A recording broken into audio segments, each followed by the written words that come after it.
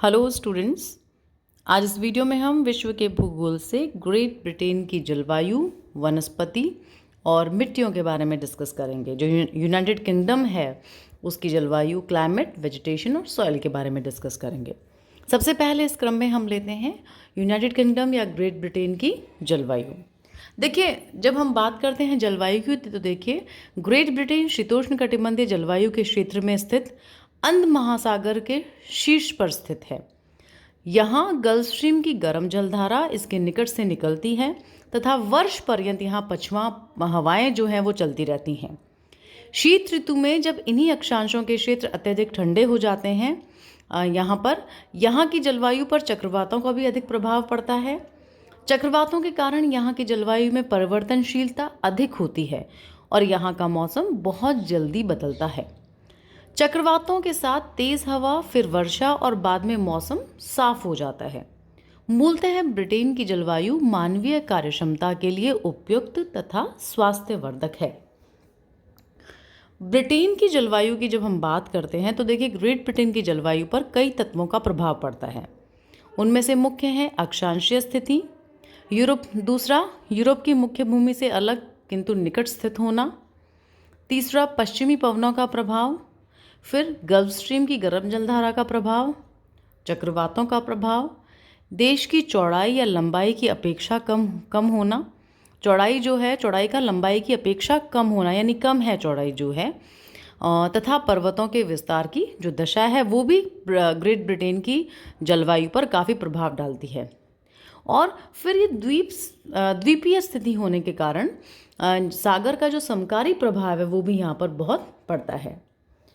British द्वीप समूहों पर अधिकतम जो तापमान है 17 डिग्री सेंटीग्रेड रहता है तथा न्यूनतम तापमान जो है 5 डिग्री सेंटीग्रेड रहता है। 50 नहीं है, ये 5 डिग्री सेंटीग्रेड है। और लेकिन शीतकाल में कुछ स्थानों पर हिमांक से नीचे भी तापमान चला जाता है। गर्मियों में तापमान दक्षिण से उत्तर की ओर कम होता है, लेकिन सर्दियों में गल्फ स्ट्रीम के प्रभाव से पश्चिमी तट जो है वो यहाँ का गर्म हो जाता है। जुलाई की समताप रेखाएं पूर्व पश्चिमवर्ती होती हैं, जबकि जनवरी में इनकी जो दिशा है उत्तर दक्षिण हो जाती है। आपको ध्यान रखना है, ग्रेट ब्रिटेन में जुलाई में जो समताप रेखाएं हैं पूर्व पश्चिमवर्ती होती हैं, जबकि जनवरी में इनकी जो दिशा है वो उत्तर दक्षिण हो जाती है। स्कॉटलैंड के उत्तरी भाग में यहाँ पर सबसे कम तापमान देखने को मिलता है, जो है 4.5 डिग्री सेंटीग्रेड। अब हम बात करते हैं यहाँ की वर्षा की। देखिए, जब वर्षा की बात करें तो ग्रेट ब्रिटेन पछुआ हवाओं के मार्ग में पड़ने से वर्ष भर यहाँ वर्षा होती रहती है। वर्षा ऋतु नाम की कोई ऋतु विशेष नहीं होती यहाँ पर, क्योंकि वर्षा वर्ष पर्यंत रहती है। हमारे यहाँ पर जो मॉनसून कंट्रीज हैं वहाँ पर एक पर्टिकुलर टाइम होता है वर्षा ऋतु का, इसलिए हम कहते हैं रेनी सीजन है हमारे यहाँ पे। लेकिन यहाँ पे पश्चिमी पवनों के मार्ग में पड़ने के कारण यहाँ वर्ष भर ही वर्षा होती रहती है, तो यहाँ पे हम एक पर्टिकुलर वर्षा का सीज़न नहीं कह सकते। तो वर्ष पर्यंत ये चलने वाला की प्रक्रिया है वर्षा।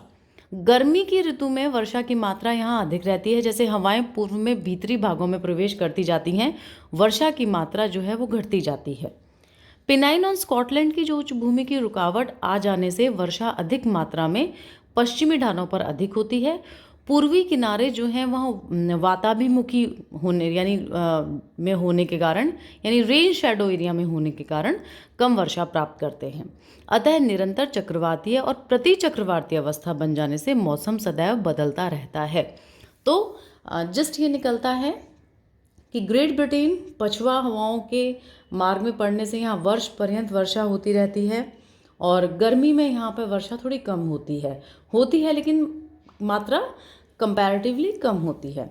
और ये जो है बाकी जो इसका पूर्वी किनारे हैं जो ग्रेट ब्रिटेन के, वो पूर्वी भाग वाताभिमुखी ढाल के अंतर्गत आते हैं, रेन शैडो एरिया के अंतर्गत आते हैं। तो यहाँ पर वर्षा थोड़ी कम होती है, बहुत कम प्राप्त होती है। और दूसरा, ग्रेट ब्रिटेन में चक्रवातीय व प्रति चक्रवातीय अवस्था बनी रहने के कारण जो है वो मौसम भी सदैव बदलता रहता है। ग्रेट ब्रिटेन में औसत वार्षिक वर्षा जो है 80 सेंटीमीटर के लगभग है। पिनाइन के पश्चिमी ढालों और स्कॉटलैंड की उच्च भूमि के पश्चिमी ढालों में 152 सेंटीमीटर तक वर्षा होती है, जिससे पश्चिम की नदियां साल भर बहती रहती हैं। ब्रिटेन में वर्षा की मात्रा उत्तर पश्चिम से दक्षिण पूर्व की ओर घटती रहती है। पूर्वी ढालों पर वर्षा की औसत मात्रा 65 सेंटीमीटर है। ये वर्षा बौछार के रूप में आती है, अतः भूमि का कटाव यहाँ पर कम होता है तथा घास और खेती के लिए काफ़ी लाभदायक होती है। अब देश के विभिन्न भागों में हम अगर वर्षा की मात्रा का वितरण को देखें तो देखिए हम इस प्रकार से डिस्कस कर सकते हैं। पहला हम करें 150 सेंटीमीटर से ऊपर वर्षा प्राप्त करने वाले भाग स्कॉटलैंड के उच्च भूमि, बेन नेविस के चारों ओर, स्काई पहाड़ों पर, झील प्रदेशों में, स्नोडोनिया में, ब्रेकनिक, बेकन्स, दक्षिणी वेल्स में। ये वाले जो भाग हैं यहाँ पर 150 सेंटीमीटर से 200 सेंटीमीटर के मध्य वर्षा आंकी जाती है। फिर 100 से 150 सेंटीमीटर वर्षा वाले भागों की हम बात करें तो 100 से या 150 सेंटीमीटर से नीचे प्राप्त वर्षा जो प्राप्त करने वाले भाग हैं ग्रेट ब्रिटेन में, वो है स्कॉटलैंड का संकड़ा पूर्वी तटवर्ती मैदान, वेल्स के पूर्व में इंग्लिश मैदान, अधिकांश खड़िया मिट्टी और चूने की चट्टानों से बने हुए ये भाग हैं। यहाँ पर भी 100 से 150 सेंटीमीटर के मध्य ही वर्षा होती है। साथ ही मध्य समरसेट वाला जो क्षेत्र है वहाँ भी 100 से 150 सेंटीमीटर के मध्य वर्षा होती है। फिर हम बात करें 50 सेंटीमीटर से कम वर्षा वाला भाग, तो टेम्स नदी की एस्चुरी के उत्तरी किनारों पर सुब्रीनेस में जो भाग है वहाँ पर 50 सेंटीमीटर से कम वर्षा होती है। देखिए पश्चिमी भाग की जब हम बात करते हैं तो पश्चिमी भाग सबसे अधिक वर्षा प्राप्त करते हैं, लेकिन इन तीनों प्रदेशों में 100 सेंटीमीटर तक वार्षिक वर्षा होती है। पश्चिमी भाग में वर्षा अच्छी होती है, लेकिन कुछ एक क्षेत्र हैं जहां पर 100 सेंटीमीटर तक की वर्षा आंकी गई है। वो है चेसायर का मैदान, निम्न सेवरन मैदान के चारों ओर, मिड समरसेट के चारों ओर के निम्न भाग और पहाड़ों के जो रेन शैडो एरियाज वाले भाग हैं वहाँ पर भी वर्षा 100 सेंटीमीटर के आसपास होती है। जबकि इनका जो पश्चिमी पार्ट है वहाँ पर हम देखें तो वर्षा का जो मात्रा है वो 150 से 200 सेंटीमीटर के आसपास है। अब हम बात करते हैं ग्रेट ब्रिटेन के प्राकृतिक वनस्पति की। देखिए जनसंख्या की अधिकता के कारण ग्रेट ब्रिटेन के अधिकांश भागों पर प्राकृतिक वनस्पति काटकर नष्ट कर दी गई है। केवल ऊंचे पहाड़ी भागों पर ही यहाँ या तो मनुष्य नहीं पहुंच पाए हैं या वनस्पतियों को सुरक्षित रखा गया है, वहीं प्राकृतिक वनस्पतियां पाई जाती हैं।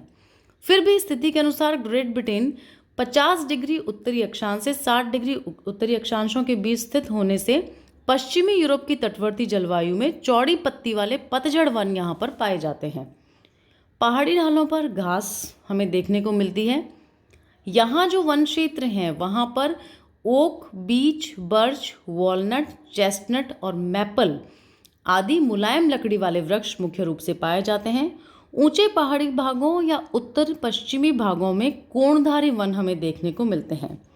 यहाँ पर पाइन, स्प्रूस आदि के वृक्ष मुख्य रूप से पाए जाते हैं।